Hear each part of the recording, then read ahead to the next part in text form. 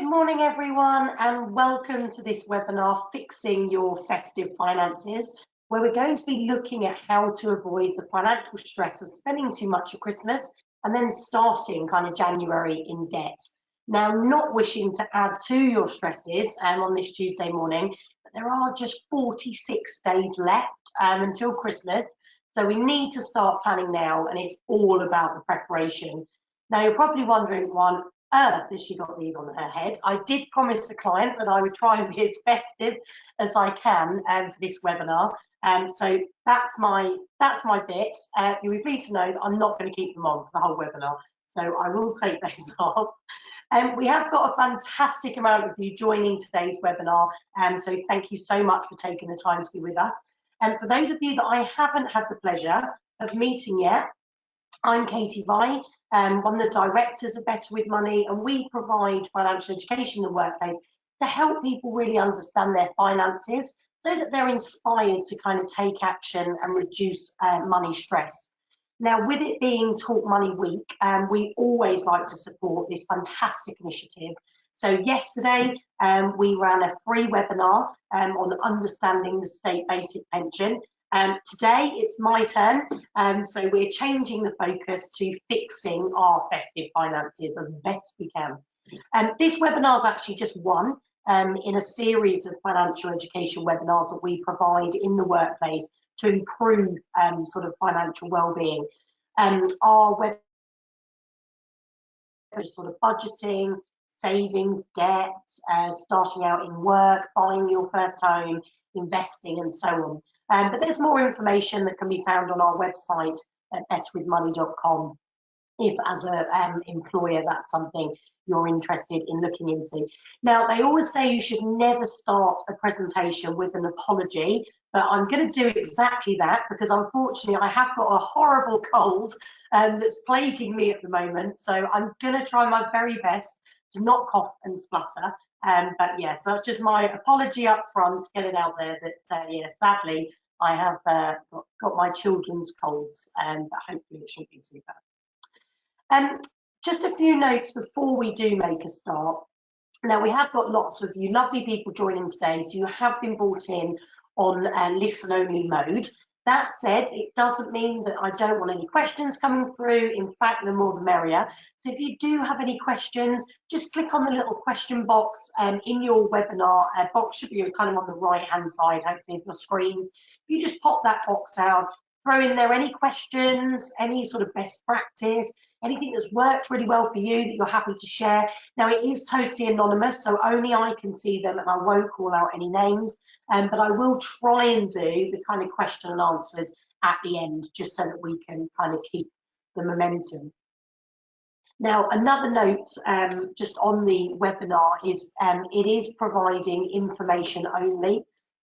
So there won't be any financial advice being given today. The main aim is just to give you some knowledge and tools to improve your money situation. And lastly, Better with Money is not connected to any other organisation. We don't receive sort of commission from any companies. If I do mention companies or websites along the way, it is because we genuinely believe that they offer good services which you can take advantage of. So, just to set the context, according to the Bank of England, in a normal month, a typical household in the UK spends around £2,500. In the run-up to Christmas, our spending habits change dramatically, and the average kind of household will spend an additional £800 just in December alone. It's not just December that we can overspend in, and most of us sort of start Christmas shopping in sort of this month that we're in now, November, with events such as kind of Black Friday that will be coming up, Cyber Monday. So they're all sort of geared to tempt us to start sort of buying our gifts earlier. And in fact, a quarter of us have actually already bought our Christmas presents before even September. Now, research from Finder shows that nearly a quarter of us have to take out a loan to cover the Christmas overspend, and more than half of us actually put Christmas on credit cards and then pay it off later, which kind of gives us that January hangover. And that's what we want to avoid. So just sort of for the next sort of 35, 40 minutes, We want to try and help and reduce that money stress, which is going to include looking at setting your Christmas budget. We're going to have a look at some general money saving tips. We're going to look at saving money on Christmas food and reducing the cost of travel. We're going to start preparing for Christmas 2022, but then we are going to finish off where we're going to have a look at how we can access some of that Christmas magic for free. So starting then with our very first slide.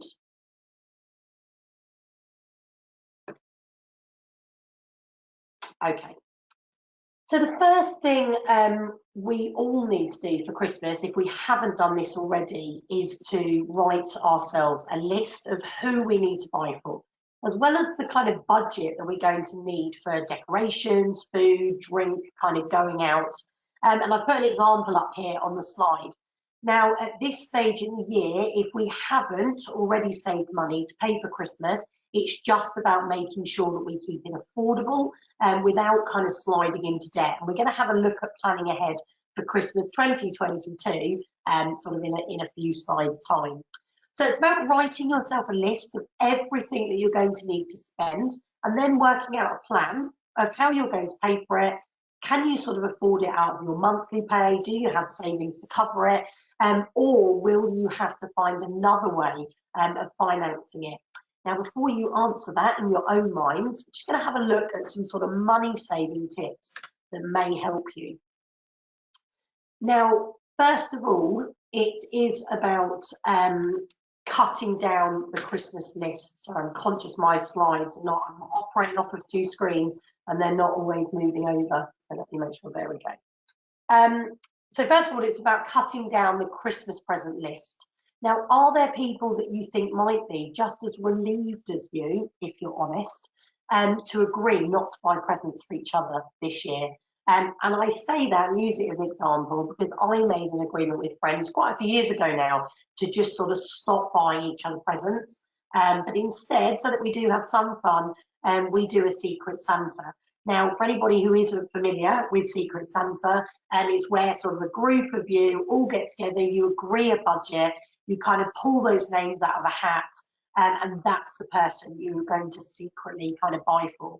So if you've got a group of 8 people, you only have to buy one present rather than kind of 8 individuals. And you could also be kind of rest assured that no one will sort of spend more on you and vice versa because the budget's already been agreed and set. Now, I've also started doing this actually for my children's group of friends because that was also sort of starting to get out of hand. And my daughter, she's still very young, but they're quite a close group of 6 sort of little children. And they always have a little Christmas party together. And it's kind of just helps reduce the spend by just having to buy for that one child rather than sort of all 6. And it can not only be really useful for work colleagues, but families too. So I'm starting to hear more and more of families who are using this approach, certainly for the adults in the family. You can set a relatively high kind of spending limit, and then that way you kind of, you all agree what that's going to be. And rather than spending on all of those separate presents, you get somebody that one really substantial gift that they would really love. And it works really well, obviously, if everybody agrees. Now, if you don't want to be sort of pulling pieces of paper out of a hat, particularly if you don't live close by, you can always use an online name generator. Now, I personally like the sneakysanta.com generator, but there are plenty available as long as you've got kind of everyone's email addresses, or some of them actually can work off of WhatsApp as well.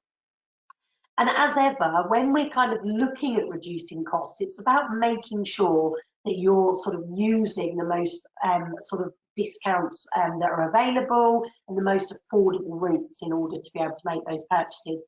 Now, that could be from using kind of shopping discount or reward schemes that you may get through work. It could be voucher codes.co.uk. But one of the easiest ways to actually set up this facility is something called honey.com. Now, Honey is a free internet browser extension. It automatically finds and applies any coupon codes at checkout. You have to register for the service, and you have to then allow that kind of extension to be added to your internet browser on your computer or your phone. But then whenever you're sort of shopping, if Honey finds a discount, pop-up will appear with an orange button to press to get the coupon. So there's no more kind of hunting around for voucher codes or discounts. It's actually done for you. And the other thing that I actually love about Honey is that on Amazon, it will tell you whether that item has been cheaper in the last 30 days. So on the slide, you'll just see a screenshot here of when I searched on Amazon and it sort of told me that the price increase had been detected, and then it showed me the lowest kind of price found. Now, another thing to note about discounts is that if you find them, then it could be worth taking them now. Now, we know that there are supply chain issues with the shortage of lorry drivers, and according to the British Retail Consortium, this could lead to some shortage of items on our shelves. So bargains available now may not be available later. Now, I am certainly not condoning panic buying in any way, shape or form. But what I am just saying is if you do find something at a discounted price now that you're willing to pay, just maybe consider getting it just to make sure you've got it at that reasonable price. Also, Tesco just started a 50% toy sale for Club Card members, so that might be worth taking a look if you've sort of got lots of children's toys to buy. And you can also watch out for the Black Friday and Cyber Mondays. They're on the 26th and the 29th of November, but many retailers will start those offers earlier. The best deals are normally found on the big ticket items, so such as TVs, laptops, tablets, but make sure you've sort of got an extension like Honey to see if you are getting a good deal and not just something that kind of looks like a good deal because the retailer inflated the price kind of beforehand. Also, it's worth having a look and seeing what cashback facilities are available to you. Now, some of the major banks have gone sort of into the cashback reward sites and they've got them kind of available through your online banking, so it's worth having a look at those. You do have to kind of go into their reward sites and then access the website from there to claim the cashback.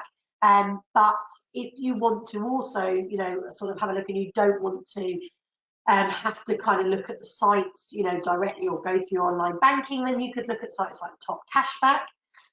The one that is used here at Better With Money and sort of through colleagues is Utility Warehouse.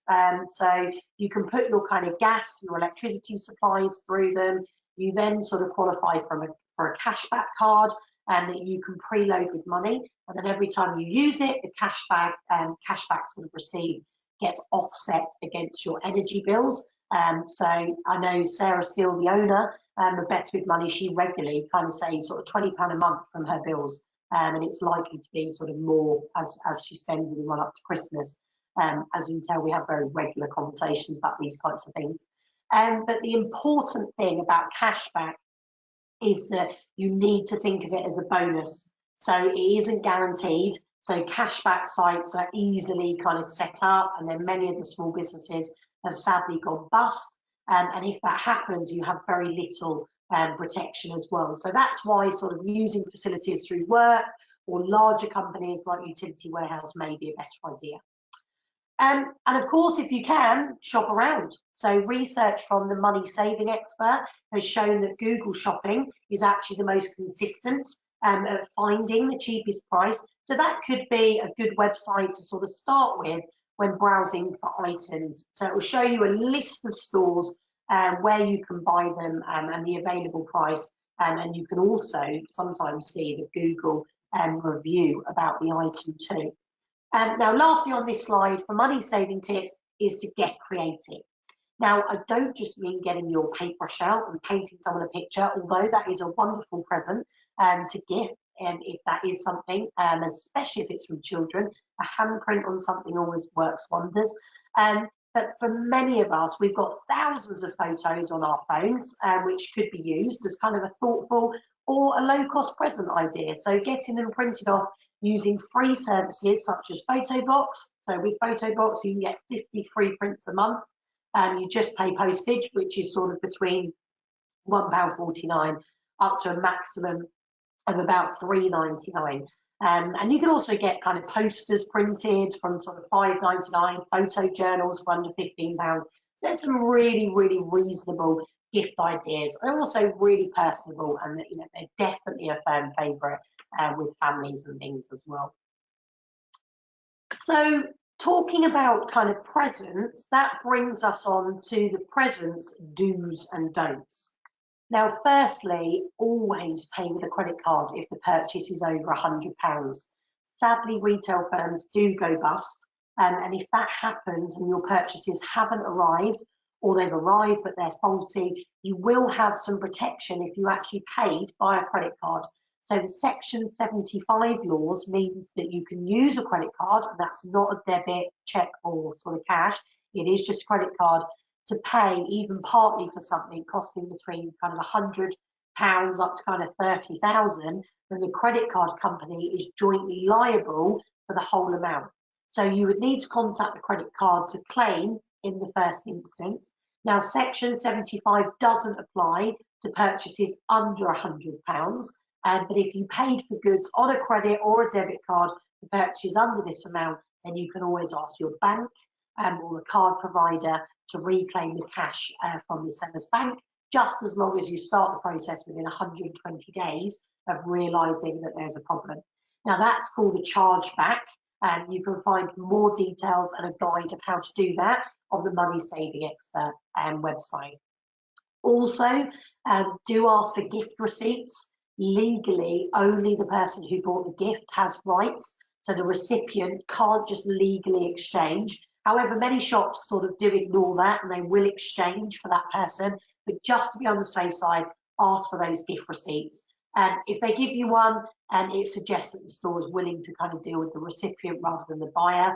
And also, you know, we've sometimes always, you know, all been guilty of getting something, we kind of open it and we think, oh, I really wish there was a gift receipt so I could take that back and change it, rather than just sort of maybe putting it in the wardrobe and it never getting worn because it was the wrong size and so forth. The next point I just want to make is just to be aware of gift cards. Now, again, a host of sort of big name retailers like Debenhams, they have sadly gone into administration in recent years. And when that happens, they usually stop accepting gift cards altogether. And there is very little that you can do about it to get your money back. You should also be aware of kind of admin fees. So there are companies that will begin reducing your balance if you don't use the card within a certain time frame. One example is the multi-shop kind of gift card provider, One for All. So they actually deduct 90p a month from your balance once you've had the card for 18 months. And also, the person that you give the card to could just forget to use them or lose them. And not use them by the expiry date. So sort of taking everything into account, cash may be a kind of better alternative than using gift cards. But if you still want to buy some, there are some multi-shop gift cards such as Love to Shop vouchers, which you will be able to use at other retailers in the scheme if just one shop was to go out of business. So getting back to our original point, if you can stick to what's affordable for you, and then buying presents and taking advantage of money saving tips sort of is the way forward where possible. Overdrafts are now a really expensive way of borrowing money, as many of the banks will charge you, kind of could be up to 40% interest for using that facility now. So putting purchases on things like credit cards that you can't then pay off in full will sort of see you paying between 20 up to 40%. If you've got no choice but to pay for Christmas on a credit card and that you can't pay off, then try and sort of transfer any outstanding balances to a 0% balance transfer deal where the outstanding amount has got no interest being applied for a set period of time. If you have got good credit rating, at the moment there are sort of many kind of 0% deals that can be up to 20 months, which means that you can actually kind of spread the repayments over that period before the interest rate kind of kicks in and starts to increase. So, that's a very viable kind of opportunity for you. But before you do that, always use the kind of credit card lender's eligibility checker just to make sure that you are likely to be approved for the card before you apply. Simply because if you apply and then you're turned down, that can damage your credit score. But, that is a last resort, and it's far better not to kind of overspend money on Christmas if you haven't got it kind of in the first place. So, you don't have to kind of sort of buy these expensive presents, and get into trouble. It is about maybe being realistic. And also, sometimes it can just really help if we have that level of honesty with friends and family as well, and just say, look, we just can't afford it this year, so we've got to rein it in. People understand, and people would much prefer, to know that up front, and to be able to support you with that, rather than feel like there's got to be these big sort of grand gestures that that come their way. Like this, they may also be feeling the pinch as well, so therefore you can come to that agreement.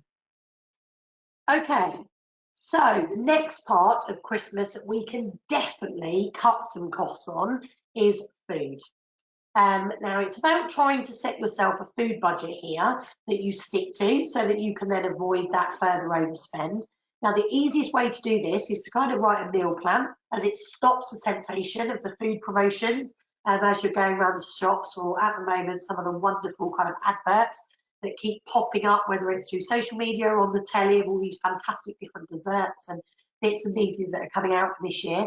Now, according to the Money Advice Service, you're 60% more likely to keep to a food budget if you actually write a plan and stick to it. So we have got meal planners available on the Better With Money website, which you are most welcome to use.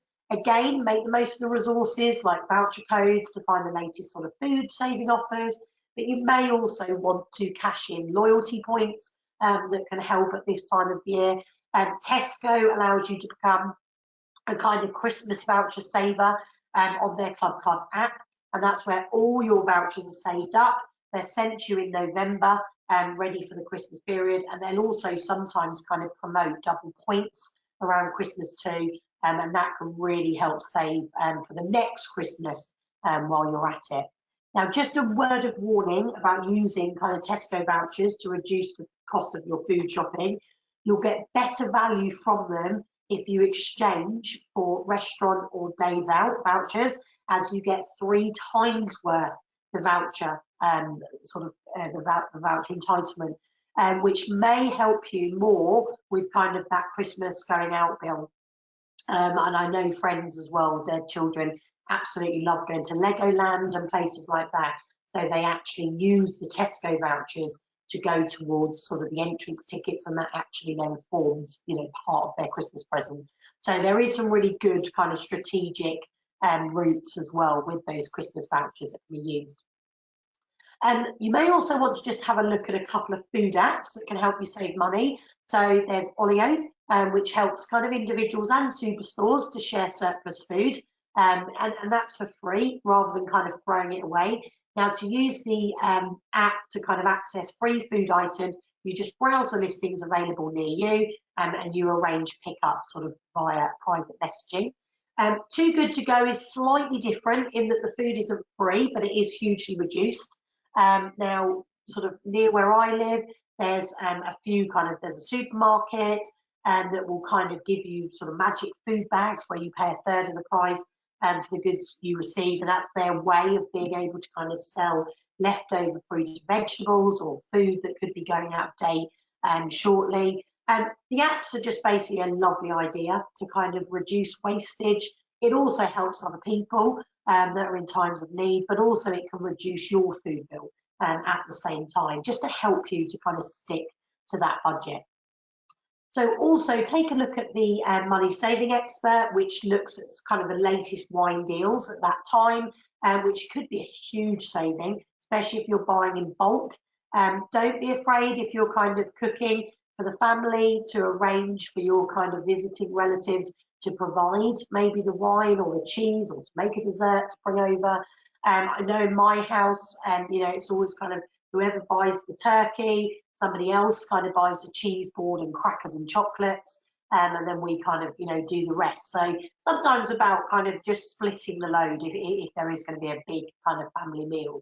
And also hoping, that there's kind of children now in the family that are kind of reaching over the age of 18. Hopefully they'll start contributing as well, but that might be wishful thinking. If anything, they just submit some of their Christmas present lists, and my goodness, there's big expectations of what people are expecting, certainly in my wider family anyway. And obviously, Christmas, it is about goodwill and it is about giving. So I just wanted to kind of also mention the Hunger Site, which donates food to those in need. If you go onto their site and you click a button that sort of says click here, it's free. There's no catch, it is free. It's just that you'll sort of see a lot of adverts from sponsors whilst you're on that site. So it's a win-win. You donate food for free by clicking, and sort of create good public relations for themselves. And the site gets around sort of 87,000 a day, and it sort of aims to donate sort of 19.5 million cups kind of food each year. So it's a really, really worthwhile thing to do. You may also, food banks, and also I know sort of in my local supermarkets, there's always, an opportunity to really drive kind of donations as well that can go to food banks. So moving on to travel, the other thing that many of us do sort of do around Christmas time is travel to kind of see friends and family. And there are a few things that we can do here to cut costs. So if you're traveling by train, you can see if you can book in advance to kind of get reduced fares. Now, rail operators generally launch tickets kind of 10 to 12 weeks before the date of travel, but the cheap tickets do tend to go quickly. So you can sign up and get a free alert with Trainline to see when these tickets go on sale. Even if you've left it too late, don't just assume you've missed out. Sometimes train firms will still have sort of the cheap advance tickets available, and even a day kind of before travelling. Just to note, however, those sort of advance tickets are non-refundable. So if you can't travel for any reason, you won't be able to get your money back, sadly. But you usually can change the date and the time of the ticket, but some companies will apply an admin fee of around £10 to do that. So it's worth kind of weighing up if the advance ticket saving is then worth the risk of kind of no refund or having to pay that administration fee. Now, the other trick with train travel, which I'm sure you've all heard of by now, is train splitting. So instead of buying tickets for the whole journey, you buy tickets for its constituent parts, and that can cost, cut the cost considerably. And you don't even have to get off the train, just as long as the train stops at the station that you've split kind of to and from. So for example, if you're travelling from kind of London to Durham, but the train stops at York in between, you could potentially save money by buying a ticket from London to York, then another from York to Durham. You could even be sat in the same seat for the entire journey. You'll just have 2 tickets rather than 1. And it's perfectly fine according to the National Rail Conditions of Travel. Trainline will now sort of look at train splitting options automatically, but they won't always be the cheapest.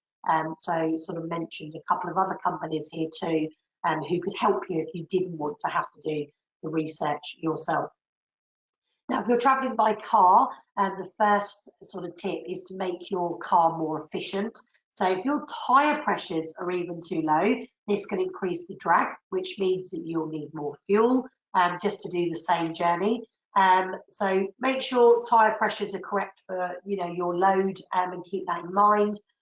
The £1 spent at the pump to sort of pump up the tyres at the petrol station, you could save that more in fuel.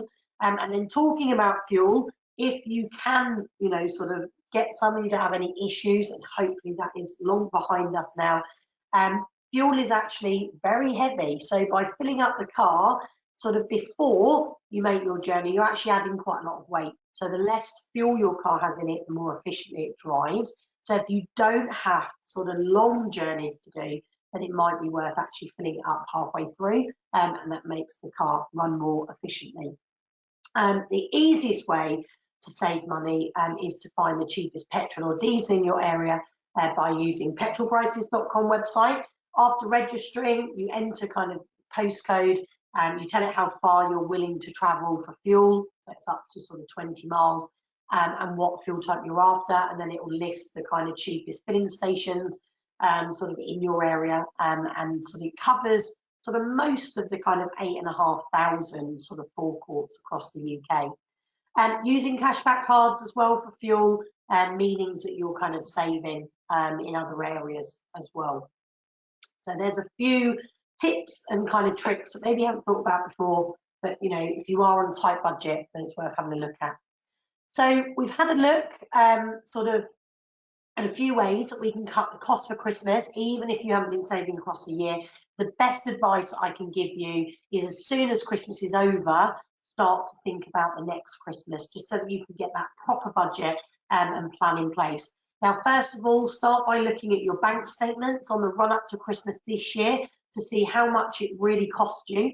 Include everything from kind of tinsel to toys, that work Christmas party, just so that you get a true figure of how much you should be saving. You then divide that number by 12, which will give you sort of how much you need to be saving each month, sort of from January to December, and then it will help you to kind of plan. Some people prefer to actually sort of divide it over 10 months so that it's just January to October, so that the money is there and ready to go and do kind of Christmas shopping rather than at the last minute. And it depends what's affordable and what works for you. It's then to see whether you can afford to actually then save that monthly amount. And you'll also need to sort of have a good handle on your day-to-day budget. So what essential costs have you still got, such as mortgage, bills, kind of food and car, as well as the sort of going out and the holidays. And we have got a paper-based budget planner that's available on our website, as well as an interactive version, which again, you're more than welcome to use. And if your outgoings are less than your income, then theoretically you should be able to save some of that disposable income for instalments purposely for Christmas or for any festival celebrations that you are saving for.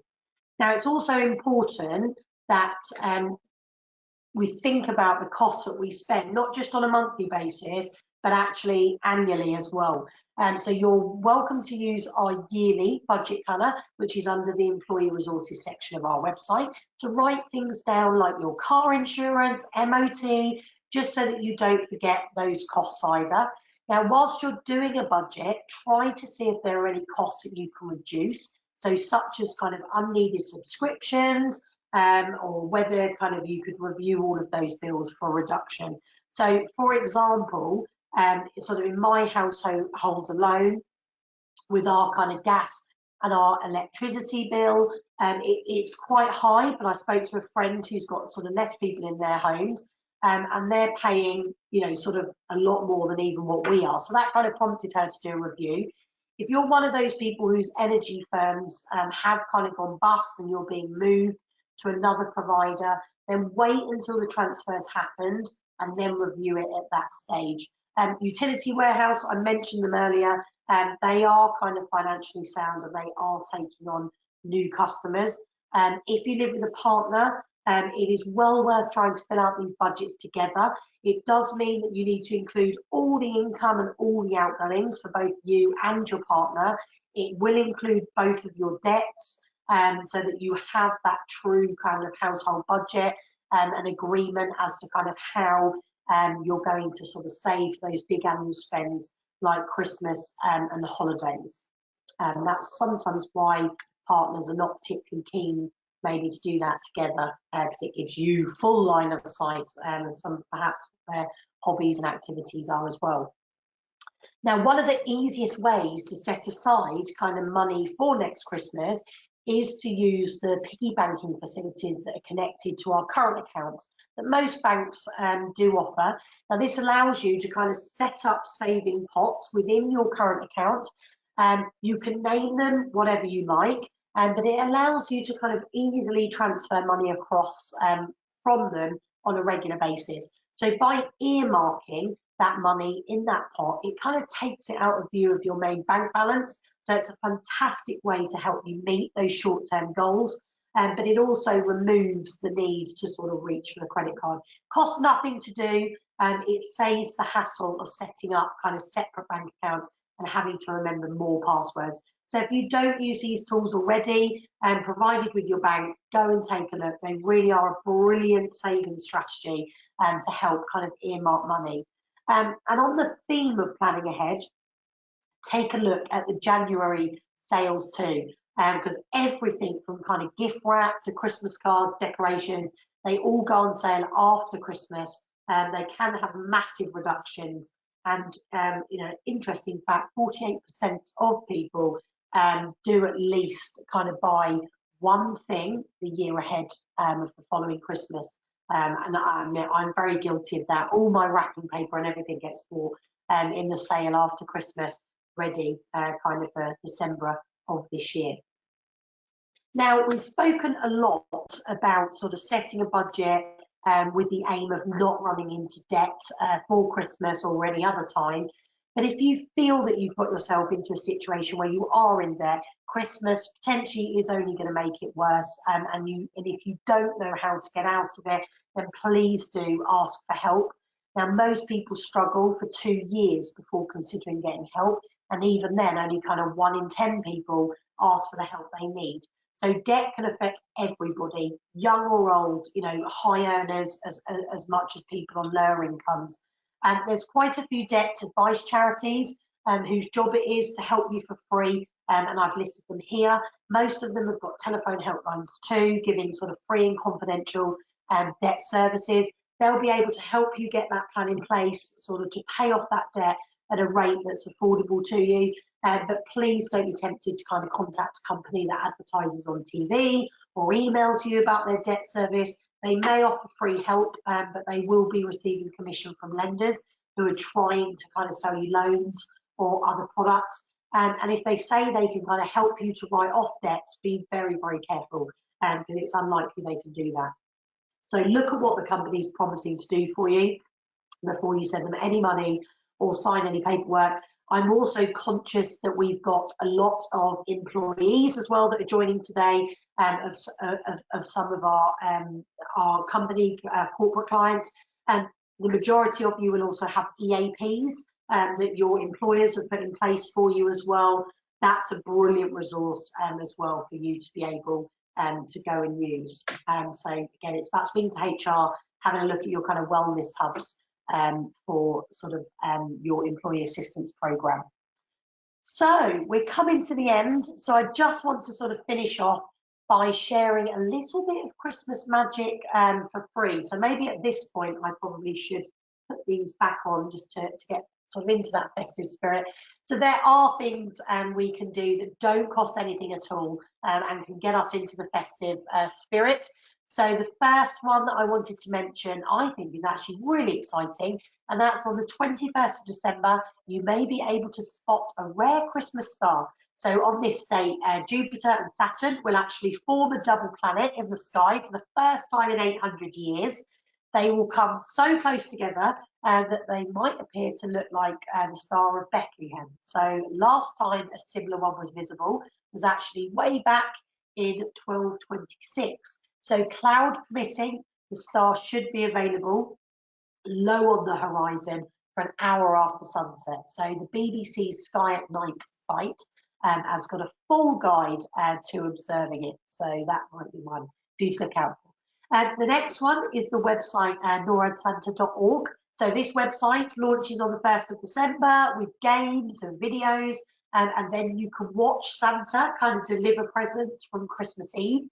And if you Google, you'll also find lots of other Santa trackers too. And I know for anybody with children, these are just magical kind of resources for them to be able to have a look at. Going back to kind of reducing the cost of Christmas, rather than a present, you could always give a Christmas check for free. So it could be babysitting for a friend, car wash, foot massage. You can download that template from the Money Saving Expert website. You can get as creative as you like. There have been some other suggestions that have been given to me about these types of checks, but this is a family show, so I'm not going to go into those. But you can be as creative as you wish if you want to try and find some alternatives rather than having to spend out on presents. There are free events which you can find on www.freeevents.co.uk. So loads of things on there, from kind of Christmas tree displays, fireworks, Christmas markets that you can have a walk around. So lots and lots to have a look at. And lastly, there are lots of stars taking part in the story of Christmas. And that includes kind of Olivia Colman, you've got Judi Dench, David Tennant. And the aim is to kind of raise funds to help the homeless and the disadvantaged children. But you don't have to make a donation to watch it. It will be released on YouTube on Wednesday, the 16th of December, and it will stay there indefinitely. So there's some Christmas magic for free. I'm just going to now see if we've got any questions. We had some questions in advance of the webinar. So I will address those first, and then I will actually have a look at the questions that we've had come through. So the first one that we had, and thank you for taking the time to send these in advance for those of you that did. So what are your thoughts on Christmas saving clubs such as Park? Would I be better off using a bank account to save for Christmas? So the Get Park enables you basically to set up a monthly savings plan to save for Christmas, but you get the money back in vouchers that you can then give to kind of friends or family to spend. Now, bearing in mind what we've just said about vouchers earlier, the firms could go bust. So using the piggy banking facilities might be a kind of safer option. And then you've got the money to sort of use for other things too, if you needed it. Another question that came in was, are Black Friday sales really the best time to buy for Christmas? Now, according to statistics released by sort of comparison site Finder, us Brits are kind of estimated to spend around 7 billion across Black Friday and Cyber Monday this year. So that's kind of an average of £220 each. Black Friday is a scammer's dream. So research that was actually released by TSB found that a quarter of UK consumers shopping on Black Friday then experienced attempts of fraud during the sales periods.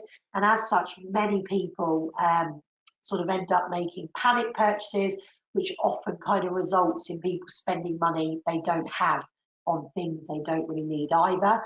And it's important to just make sure that you're not spending more than you can afford. So make sure you do your research before Black Friday hits.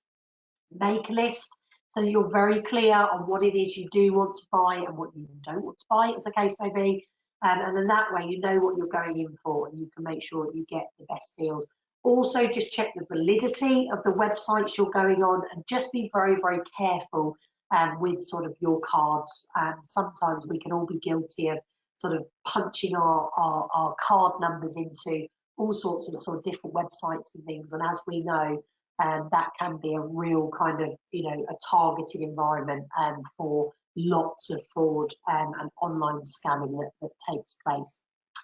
One of the other questions we had come in is, I like to give to charities at Christmas, but I'm wary of scams and being hounded for money later on. Is there a way to give money safely and securely? Now, the first thing you can do here is you can check the charity's name and registration number, and you can check the gov.uk charity register just to make sure that they really are a charity. And they will be listed if they have an annual income of more than £5,000. Any materials from a charity should feature their name, registered name, and kind of landline contact number. As with all emails, if you get an email from a charity, just be careful before you click on any links. You may be best just going onto their website directly and making sure you have a secure connection. So HTTPS in the website address, and it's that S on the end that means that it's actually secure, and it means that you're not being directed to a fake site. If it's sort of like street collector, just make sure they're wearing a proper ID badge, and that any kind of collection tin is sealed and undamaged. It is sad times for us to have to kind of do those sorts of things, but it is just about having the best protection possible. Now let's have a look at what questions we've had coming in. So somebody has very kindly shared that hotukdeals.com is a really good resource. So thank you very much for sharing that. and also on the moneysavingexpert.com forum.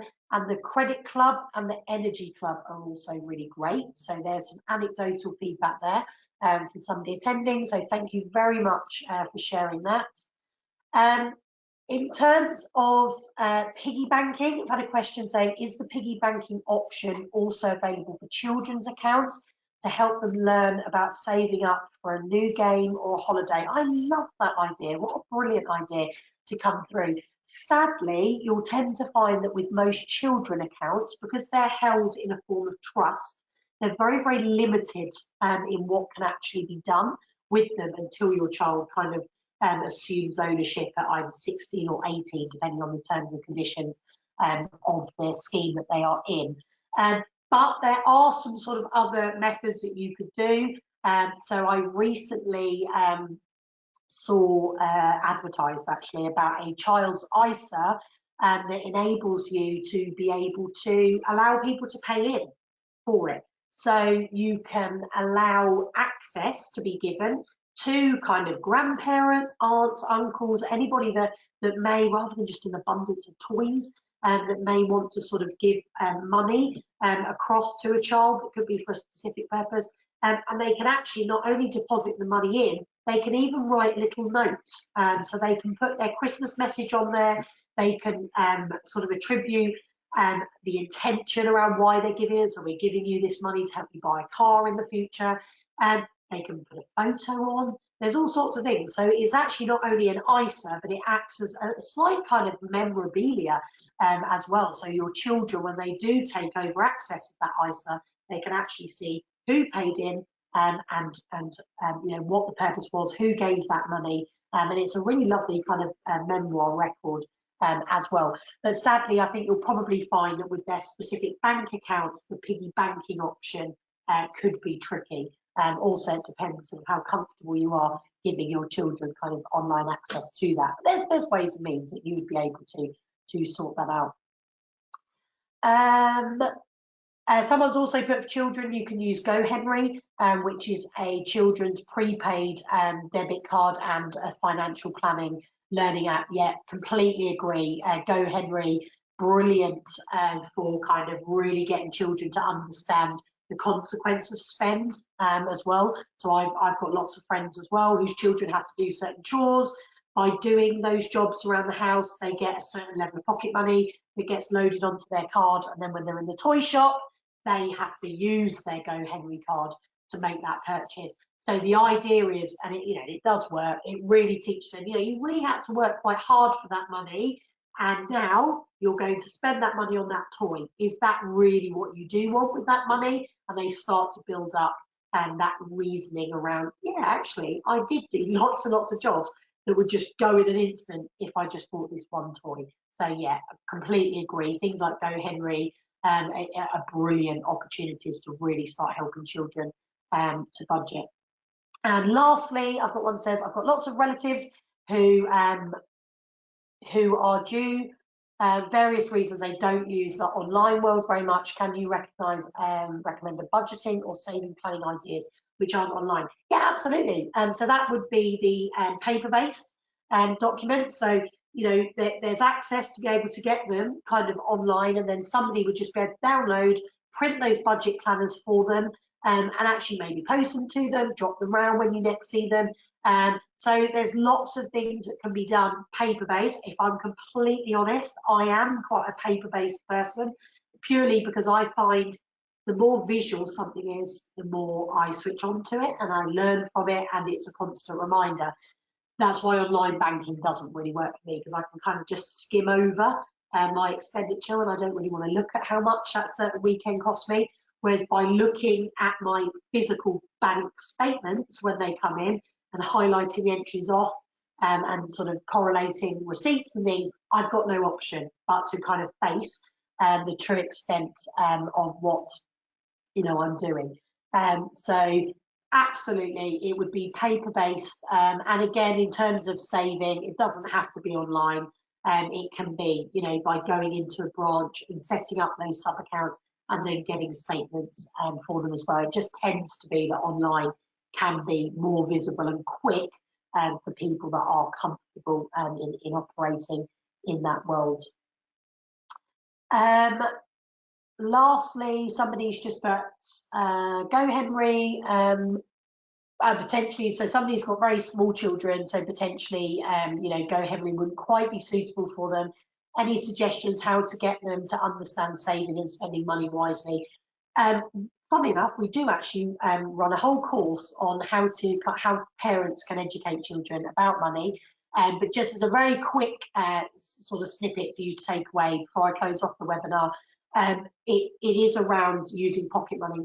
Pocket money is one of the most powerful resources we have as a parent to really start supporting children, educating and helping them to understand what that world of work looks like, albeit it might just be making their bed or putting their toys away, but it helps them to start getting into that mind frame. But also it starts to drive the right behaviour around, it really took you quite a lot of effort to earn that money, so do you now really want to spend that on those items? If it isn't Go Henry, there's something again to be said for keeping it real and visible, and that is with the physical cash. So there is that £10 that you've earned for this month. Do you really want to see all of that £10 go on just those 2 magazines and that one little plastic toy? You will tend to find that if they are earning their own money and then they've got to decide to spend it, it's very easy for them to spend our money as parents. That's easy. But when it's their own, you might start to find their behaviour changes and they get very, very protective of that £5 that they earned by washing the car or whatever, and they don't actually suddenly want all of this stuff that, you know, had it been your wallet, they would have been more than happy to have it. So pocket money is your most powerful education piece to be able to use. I am really conscious of time, so I'm going to need to bring it to a close. I can see people kind of dropping off because you need to get on with the rest of your day. Thank you so much for taking the time to kind of join us today. At the end of the webinar, there will be a very short feedback form that will pop up. We would be thrilled if you could complete it. It just really helps us to know sort of, you know, how these sorts of webinars land.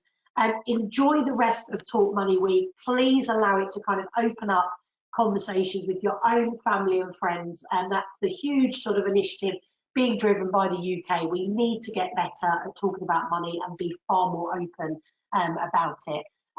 Thank you once again. I hope you found it useful. I can see some lovely comments coming through, so thank you very much, and enjoy the rest of your day.